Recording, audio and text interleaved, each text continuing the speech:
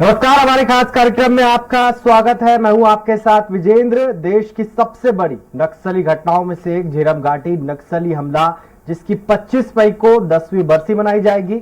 हर बार की तरह इस बार भी प्रदेश के मुख्यमंत्री भूपेश बघेल इस घटना में शहीद हुए सभी कांग्रेसी नेताओं को श्रद्धांजलि अर्पित करने बस्तर पहुंचेंगे। इस घटना के 10 साल बीत जाने के बाद भी इस पूरे मामले को लेकर सूबे में सियासत आज भी जारी है। पहले ये रिपोर्ट देखिए, उसके बाद इस मुद्दे पर विस्तार से चर्चा करेंगे। झीरम कांड का जिन एक बार फिर से निकल आया है, जिसको लेकर बयानबाजी फिर से होना शुरू हो गई है। दरअसल 2023 में झीरम मामले को अंजाम देने वाले आरोपियों को आज तक पकड़ा नहीं गया। मामले पर कांग्रेस बीजेपी और बीजेपी कांग्रेस पर आरोप लगाती चली आ रही है। झीरम की 10वीं बरसी से पहले इसे लेकर सियासत पूरी तरह से गर्म है। बीजेपी एक बार फिर से कांग्रेस पर झीरम मामले का साक्ष्य प्रस्तुत न करने का आरोप लगा रही है।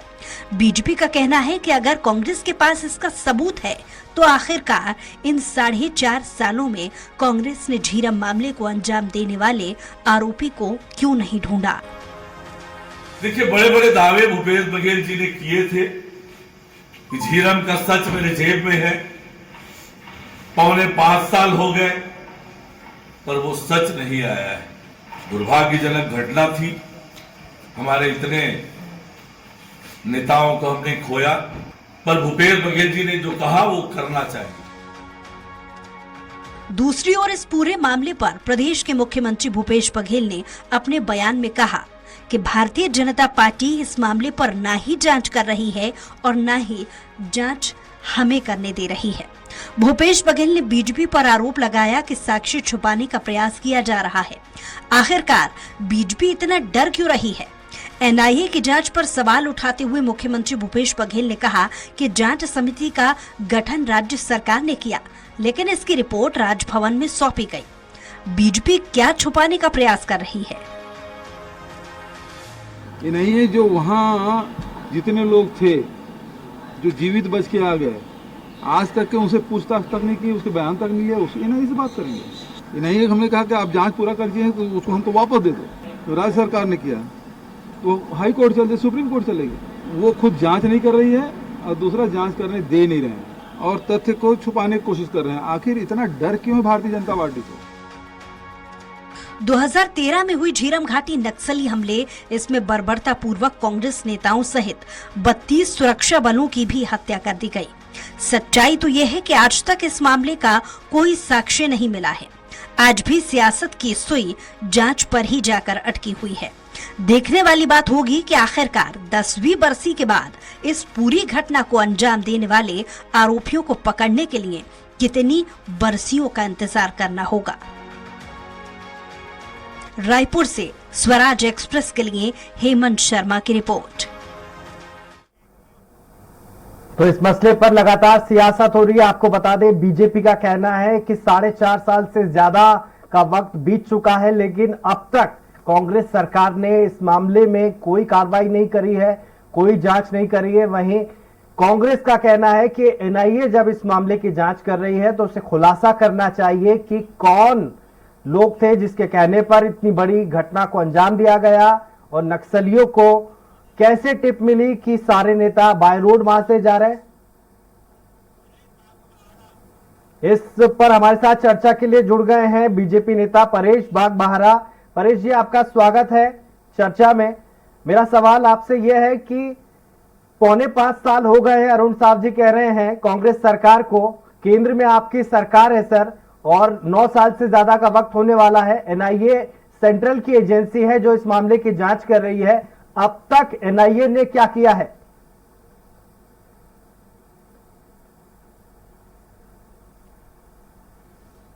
देखिए, ऐसा है कि दो एजेंसी जांच कर रही है। सबसे पहले जिन लोगों की झीरम कांड में जघन्य हत्या हुई है, उन शहीदों को हम नमन करते हैं। वो छत्तीसगढ़ के सपूत थे, वो किसी पार्टी के नेता नहीं थे। इसका उनके प्रति हम अपनी श्रद्धांजलि व्यक्त करते हैं। जहां तक जांच का सवाल है, इसमें 2 एजेंसियां जांच कर रही हैं। एक एनआईए जांच कर रही है, एक राज्य की न्यायिक आयोग जांच कर रही है। जी, 4.5 साल हो गए यहाँ पर आदरणीय मुख्यमंत्री जी यहाँ प्रदेश के मुखिया हैं, इंटेलिजेंस डिपार्टमेंट उनके पास है, जो उस समय वहां पर इंटेलिजेंस का काम देखते थे, यहाँ पर वो डीजीपी के रूप में भी काम किए हैं। तो हम छत्तीसगढ़ की जनता ये जानना चाहती है, माननीय मुख्यमंत्री जी से सवाल कर रही है कि इसका सच क्यों सामने आप नहीं ला रहे हैं। जो जब आप अध्यक्ष थे कांग्रेस के, उस समय आप दावा करते थे कि आपके जेब में सबूत है, वो सबूत को आपने कहां छिपा दिया, उसको छिपाने के पीछे क्या कारण है। ये एक जो है बहुत ही, ये कोई राजनीतिक विषय नहीं है, ये बहुत ही मानवीय विषय है, बहुत ही संवेदनाओं से भरा हुआ विषय है। ये पूरे छत्तीसगढ़ की जनता ये जानना चाहती है माननीय मुख्यमंत्री जी से। 4.5 साल हो गए, आखिर आप इस मामले की जांच करवा करके लोगों को सच क्यों नहीं बताना चाहते हैं, आप सच क्यों छिपाना चाहते हैं। जी ठीक है, परेश जी आपके पास आऊंगा, मैं रुक करूंगा। फोन लाइन पर हमारे साथ जुड़ गए हैं राम अवतार तिवारी जी, वरिष्ठ पत्रकार है। तिवारी जी आपका चर्चा में स्वागत है। सर 10 साल हो गए इस घटना को घटित हुए, बीजेपी की सरकार रही, कांग्रेस की भी सरकार रही, लेकिन सिर्फ जुबानी जमा खर्च हुआ है। असल में जो जांच होनी चाहिए थी, दोषियों को जेल में भेजना चाहिए था, उनको फांसी पर चढ़वाना चाहिए था, लेकिन ऐसा कुछ भी नहीं हो पाया। 10 साल हो गए। बिल्कुल सही कहा आपने, 10 साल हो गए और इतना घृणित अपराध हुआ है।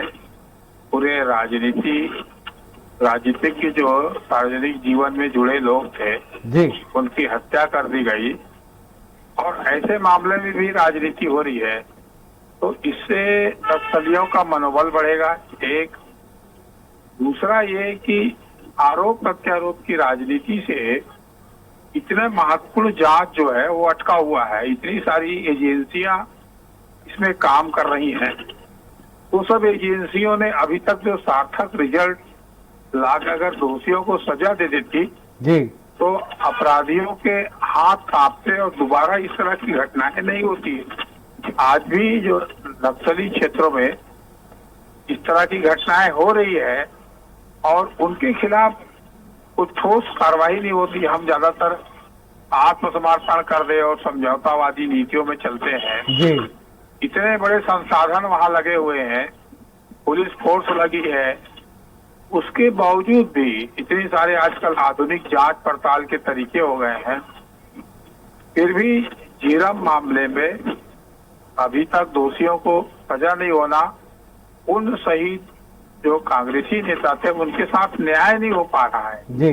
ये बात तो समझ आ रहा है कि हम आप भाजपा पर आरोप लगा सकते हैं कि भाजपा शासन काल में हुआ है जी, भाजपा ने ध्यान नहीं दिया। अब तो कांग्रेस सरकार को भी 4 साल हो गए, 4.5 साल, शायद इस दिशा में कोई सार्थक कदम उठा दिए रहते जी, तो भी ये समस्या नहीं आती। तो कांग्रेसी भी बताएं कि उनके जो नेता खत्म हो गए उनके लिए उन्होंने क्या कदम उठाया सार्थक, और किस दिशा में काम किया है। कि अभी भी आरोप प्रत्यारोप की राजनीति में उलझे हुए हैं और इसका हल नहीं निकाल रहे हैं, तो एक गलत संदेश जा रहा है। जो एक प्रशासन, कठोर प्रशासन होना चाहिए, न्यायप्रिय प्रशासन होना चाहिए, वो भी नहीं दिख रहा है। जी तिवारी जी, केंद्र की एजेंसी है एनआईए, केंद्र सरकार के अधीन है, लेकिन लंबा अरसा बीत चुका है, लगभग 10 साल हो गए हैं। बड़े बड़े मामलों को एनआईए ने सॉल्व कर दिया और देश की आंतरिक समस्या है नक्सलवाद, उससे जुड़ा एक मसला है, उसको अभी तक सॉल्व नहीं कर पाई है। क्या ये जानबूझकर लटकाया जाता है इस तरह की जांच को? देखिए, जानबूझकर लटका रहे हैं या उनकी जांच एजेंसियों को मदद नहीं कर पा रहे हैं, ये तो अलग अलग आरोप प्रत्यारोप हो सकते हैं। मगर इतने महत्वपूर्ण एजेंसियों के सक्रिय होने के बावजूद भी, इतने सारे न्यायिक आयोग बनाने के बाद उनके कार्यकाल वर्ष बढ़ रहे हैं जी, और इस दिशा में कोई सार्थक कदम अभी तक नहीं उठाया गया है। तो मेरा ये अनुरोध है कि सभी लोग, कांग्रेसी नेताओं को खासकर, इसमें ज्यादा सक्रियता और ईमानदारी दिखानी चाहिए कि अब भी मौका है, उनकी सरकार है, उनका अब वो कोर्ट का बहाना देके या एनआई का बहाना देकर ये मामले को लटका सकते हैं। लटकाने के तरीके बहुत सारे हो सकते हैं जी, परंतु इसकी जांच पड़ताल सार्थक दिशा में कब जाएगी। और इस मामले में भाजपा को भी राजनीति ना करते हुए जो दोषी हैं, अगर आप नक्सलवाद खत्म करना चाहते हैं तो नक्सलवाद खत्म करने की पहली सीढ़ी और पहला काम इस दिशा में किया जा सकता है। इतना जघन्य अपराध जो हुआ है उन राजनीतिज्ञों को, उसके बाद उन भीतरी इलाकों में जाने से आज भी राजनीतिज्ञ जो है वो डरते हैं कि इस तरह की कोई बड़ी घटनाएं ना हो जाए। जी। तो भय और आकांक्षा जो स्थितियां बनी है वो स्थितियां उससे सामान्य। ठीक है तिवारी जी, आऊंगा कब आएगी। बीजेपी से परेश जी हमारे साथ जुड़े हुए हैं। परेश जी, जब 25 मई आती है, चाहे बीजेपी के नेता हो या कांग्रेस के नेता हो, बस उनका एक ही लाइन ऑफ सेंटेंस रहता है कि हम श्रद्धांजलि अर्पित करते हैं शहीदों के प्रति। आपकी सरकार केंद्र में है, 15 साल आपने छत्तीसगढ़ में राज किया है, आपको नहीं लगता है कि एक बड़ा मुद्दा है जिसको सॉल्व होना चाहिए, जांच होना चाहिए, जांच के बाद सामने आना चाहिए कि कौन जिम्मेदार है इसका?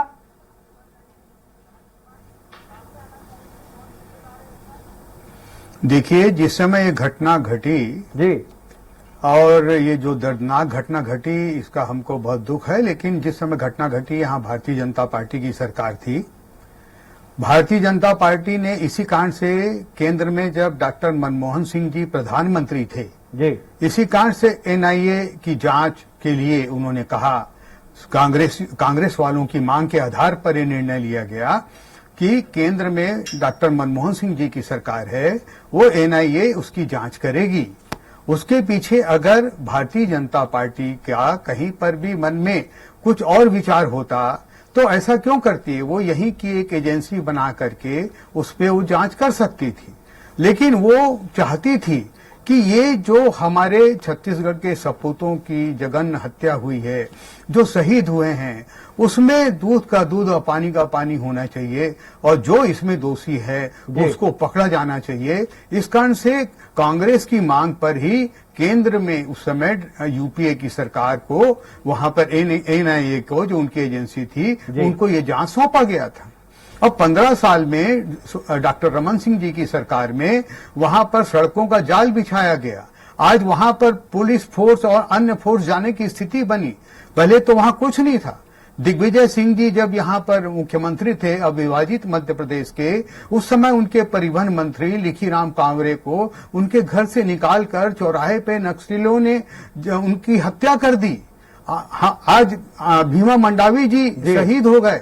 रोज कहीं न कहीं हमको जवानों के शहीद होने की सूचना आती है। केंद्र और राज्य को मिलकर के इस नक्सल समस्या को हल करना चाहिए। ठीक है, आऊंगा आपके पास। केंद्रीय गृह मंत्री हमारे साथ जुड़ गए सुबोध हरिद्वार जी, कांग्रेस राज्य और केंद्र दोनों मिलकर काम कर रहे हैं। सुबोध जी, आपकी पार्टी के मुखिया भूपेश बघेल जब विपक्ष में थे तो कहते थे कि मेरी जेब में सबूत है, जिस दिन हमारी सरकार बनेगी हम दोषियों पर कार्रवाई करेंगे। सर, बीजेपी कह रही है कि वो लेटर जेब से बाहर क्यों नहीं आ रहा है? 4.5 साल हो गए। अरुण साहब कह रहे हैं कि 4.5 साल में कुछ भी नहीं हुआ है। देखिए सर, एक तो सबसे पहले इस खबर को आपको पढ़ना चाहिए कि सुप्रीम कोर्ट ने किस तरीके से भूपेश बघेल जी और सरकार के द्वारा दी हुई जांच एजेंसी के एडिशनल नामों को खारिज किया। किस तरीके से जांच एजेंसी ने उन लोगों को एडिशनल विटनेस के तौर पे स्वीकार करने से मना किया।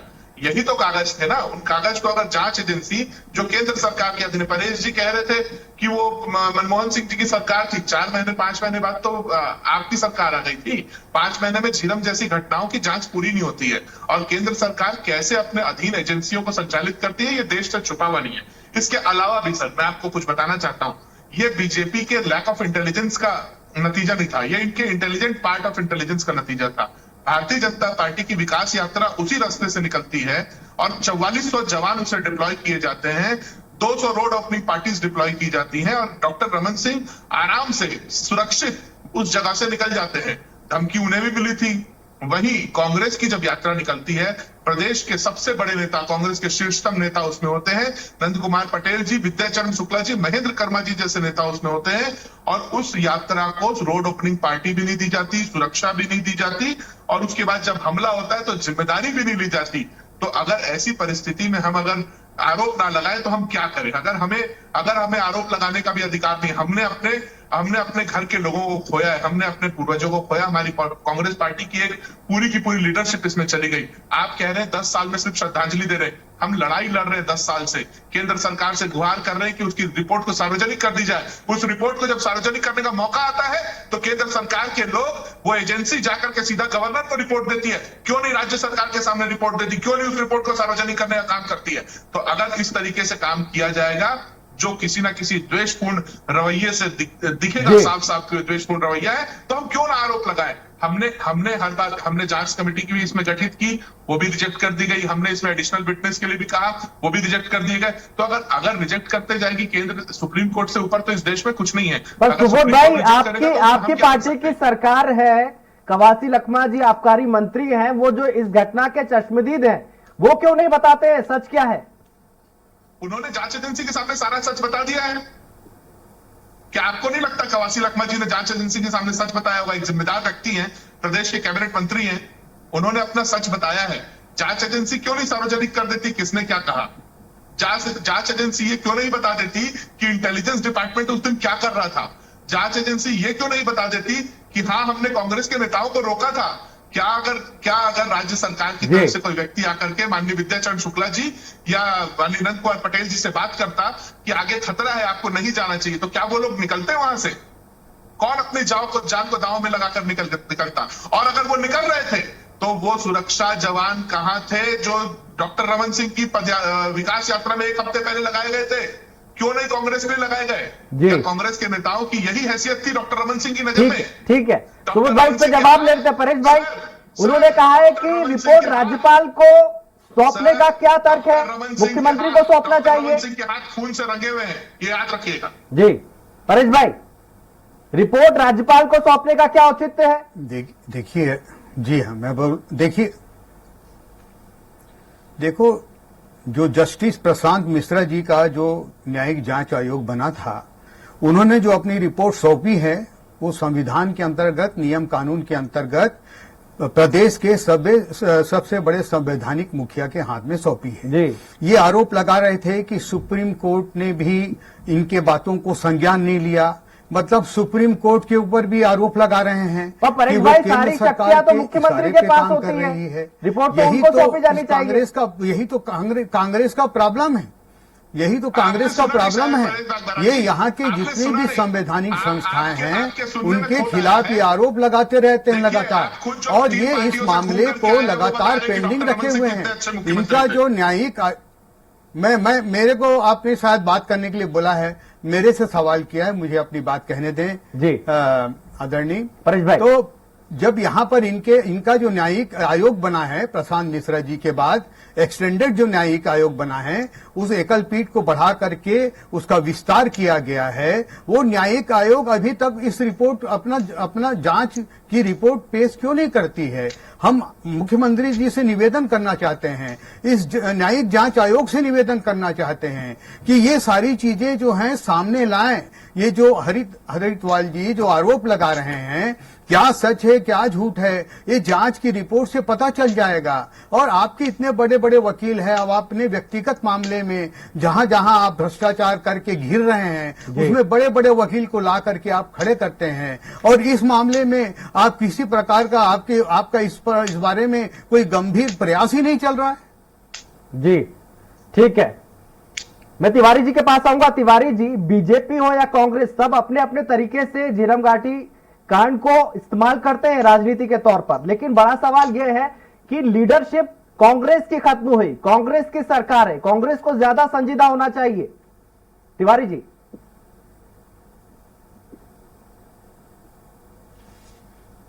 आपने बिल्कुल सही बात कहा कि इतने बड़े बड़े नेता मर गए, महेंद्र कर्मा जैसे नेता, अभी तक दोषियों पर कार्रवाई नहीं हुई, और हर राजनीतिक दल अपनी विचारधारा, पार्टी प्रतिबद्धता की बात कर रहा है। उससे ऊपर उठकर मानवता की बात, एक प्रदेश में एक अच्छा लीडर खोना, यानी उस प्रदेश के विकास की गति को कमजोर करना है। तो इस मुद्दे पे राजनीति 10 साल से बहुत हो गई, कोई कितना फायदा ले लिया, कोई कितना नुकसान ले लिया, ये ना सोचते हुए, ये तो सोचिए एक हत्या हुई है और इतने जिम्मेदार लोगों की, बड़े लोगों की हत्या हो गई है जी। वो मामले में जांच आई नहीं, रिपोर्ट नहीं हुई, तो आम आदमी, छोटा आदमी, गरीब आदमी जो आवेदन लेकर न्याय की गुहार लगाता है, उसकी क्या वो स्थिति होगी। इससे शासन, प्रशासन और आयोगों की क्या स्थिति है, इसका भी अंदाजा लग जाता है कि हम इतनी बड़ी बड़ी घटनाओं के बाद क्या वो घटनाओं को कल फिर उन नेताओं के शहादत दिवस है इसलिए याद करने की कोशिश हो रही है, फिर यह मुद्दा उठ रहा है। ऐसे दिवस पर मुद्दा ना उठे, इस मुद्दे पर सतत कार्रवाई हो, तेज गति से कार्रवाई हो, और कोई भी हो, किसी भी पार्टी से हो, वो आदमी को जेल के सलाखों में होना चाहिए, फांसी होनी चाहिए, ये न्याय प्रक्रिया होनी चाहिए। तो इस मामले में पूरी तरह से न्यायिक प्रक्रिया पर सवाल उठ रहे हैं। जो देश की न्यायिक प्रक्रिया है, जो इतनी सारी एजेंसियां हैं जो अलग अलग जांच पड़ताल करती, उन पर जब ये इन बड़े बड़े लोग जो देश और दुनिया में जिनको लोग जानते हैं, जो नाम है, वो लोग के परिवार को आज तक न्याय नहीं मिल पाया, तो सामान्य और गरीब आदमी को न्याय कैसे मिलेगा। ये एक बड़ा सवाल ये उठ रहा है कि आदमी राजनीति में लगे हैं, मेरी राजनीति में मेरी पार्टी को फायदा हो जाए, आपकी पार्टी को फायदा ना हो, आरोप प्रत्यारोप की राजनीति चल जाए। क्या हम इतना इतिश्री करना चाहते हैं कि यही करके या कुछ अलग करके, अच्छा करके उस बस्तर के भोले भाले आदिवासी इसी तरह मारे जा रहे हैं। ठीक है, जब बस्तर के जो भोले भाले आदिवासी आपके पास जो गरीब हैं वही तो मारे जाते हैं, कोई बड़ा आदमी नहीं मरता। बीजेपी कह रही है कि आप संजीदा नहीं है, पहली बार घटना में बीजेपी की सरकार संजीदा नहीं है, आदमी तड़प रहा है वहां। क्या ये आपकी पार्टी के बड़े नेताओं की शहादत का अपमान नहीं है? देखिए, ये तो वही बात हुई कि किसी के परिवार में गमी होने के बाद उससे पूछा जाए कि आपको खुशी हो रही है क्या, तो ये गमी कांग्रेस के लिए पहले थी, ये गमी प्रदेश के लिए थी, देश के लिए भी एक लॉस था, पर ये सबसे बड़ा लॉस, अगर सबसे बड़ी अगर कोई तकलीफ किसी के लिए थी तो वो कांग्रेस पार्टी के लिए थी। तो ये सवाल, इस सवाल को मैं आज के दिन पे तो सर बिल्कुल भी औचित्यहीन मानता हूं, और मुझे लगता हूं कि इस पर हमें बात नहीं करनी चाहिए कि कांग्रेस को तकलीफ नहीं। अगर हमें तकलीफ नहीं होगी तो किसे। और दूसरी बात, कौन नहीं चाहता कि इस मामले की तह तक जाया जाए। सुबोध भाई, 4.5 साल हो गए आपकी सरकार है, सवाल तो आपसे भी पूछे जाएंगे। रिपोर्ट सबमिट हुई सर, वही तो मैं आपको इससे पहले जो मैंने बोला, अगर आपको शायद मेरी बातें याद ना हो तो मैं वही रिपीट करूंगा तो मेरा टाइम खराब होगा। आप ये समझिए कि जब रिपोर्ट गवर्नर को सबमिट की गई, अनुसुईया उइके जी को उस रिपोर्ट को पब्लिक कर देना था, क्या क्या है उसमें। उसके बाद ही हमारी राज्य सरकार ने फिर से कंस्टिट्यूट की एक कमेटी, उसे करीब 6-8 महीने का समय दिया गया, वो भी जांच कर रही है। इतना बड़ा मुद्दा है कि किसी को 3-4 महीने 6 महीने का समय दिया जाए शुरू से, तो वो जांच करना भी संभव नहीं है, क्योंकि एक बहुत बड़ा मामला है। तो वो भी एक जांच चल रही है। हम अपने तरफ से हर संभव मदद करने को तैयार है, हर संभव जांच करने को तैयार है। पर जो आदरणीय रामाराव तिवारी जी ने कहा, कहीं ना कहीं मेरे भी शब्द वही हैं। इस पर राजनीति से बेहतर है, सबसे ज्यादा जरूरी है उन लोगों को श्रद्धांजलि देना, उन लोगों को न्याय देना जो उनके परिवार के सदस्य हैं, जो उनके परिवार के लोग आज रह गए हैं। उन्हें लगातार हर साल इस दिन टीस पहुंचती होगी कि क्यों मेरे परिवार का सदस्य वहां चला गया। आज उमेश नंद कुमार पटेल जी हैं, चाहे अनीता शर्मा जी हैं, चाहे उदय मुदलियार जी के बेटे जितेंद्र मुदलियार जी हैं, क्या उन लोगों को अच्छा लगता होगा? देवती कर्मा जी है, वो जब ये दिन आता होगा तो उन्हें अच्छा लगता होगा? भारतीय जनता पार्टी को ये भी सोचना चाहिए आरोप प्रत्यारोप लगाने से पहले। इसकी जगह जब आप याद कीजिए सर, जब ये घटना हुई, कांग्रेस पार्टी ने बड़ा दिल दिखाया, राहुल गांधी जी रायपुर आए, उन्होंने सबसे पहले बोला राष्ट्रपति शासन नहीं लगाया जाएगा, जबकि हमारी सरकार थी और ये ऐसा मुद्दा था कि इसमें राष्ट्रपति शासन लगाया जाना चाहिए था। सारे नेता चाहते थे, पर राहुल गांधी जी से जैसे नेता ने कहा कि राष्ट्रपति शासन उपाय नहीं है, नक्सलिज्म से लड़ना उपाय है।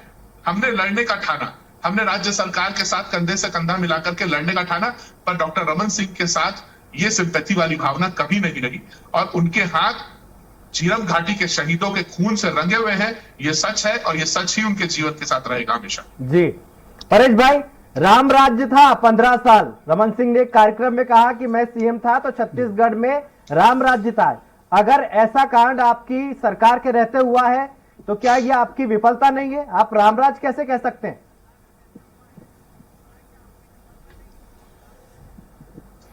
देखिए, सबसे पहले तो जो सुबोध भाई ने कहा कि हाथ खून से रंगे हुए हैं, मैं इसकी घोर निंदा करता हूं।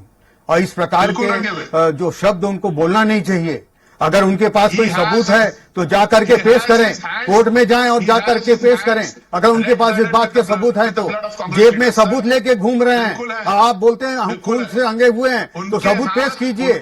जाइए सुप्रीम कोर्ट, जाइए, जो जांच आयोग है उसके सामने जाइए। ये आरोप प्रत्यारोप मत कीजिए, इसमें राजनीति मत कीजिए। अगर कहीं कुछ हुआ है, तो इसमें आप लोगों की कुछ ना कुछ पार्टी के अंदर की इन फाइटिंग कोई ना कोई इसमें षड्यंत्र में शामिल है।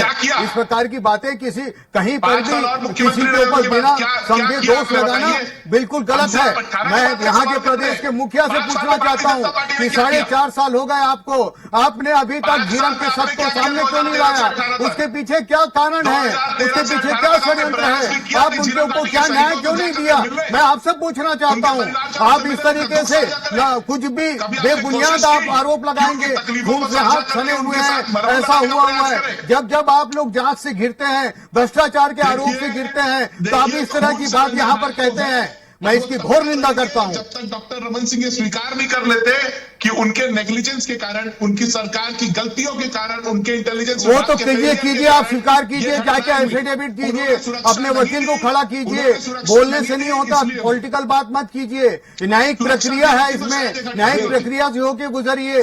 आपने क्या किया अभी 4.5 साल से? खून से रंगे हुए क्यों नहीं पकड़े? क्यों नहीं उनको जेल में डाल दिया आपने? आप इस प्रकार के घिनौने आरोप मत लगाइए। मैं इसकी घोर निंदा करता हूँ। कह रही है कि भ्रष्टाचार के मुद्दे को छिपाने के लिए कांग्रेस झीरम घाटी को इस्तेमाल कर रही है।